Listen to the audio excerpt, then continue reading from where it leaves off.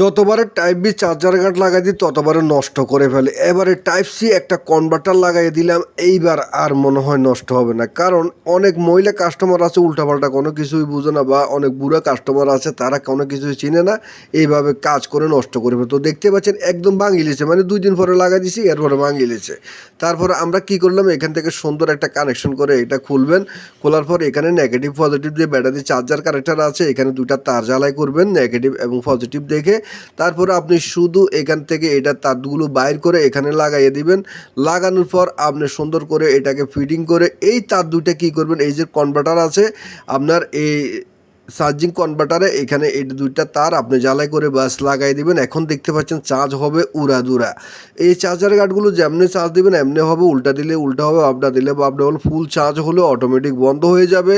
এইভাবে করলে কিন্তু অনেকদিন ব্যবহার করা যায়। যদি চার্জিং কোম্পানিগুলো এই ধরনের সিস্টেম করে দিত তাহলে সাধারণ মানুষের টাকা নষ্ট হতো না।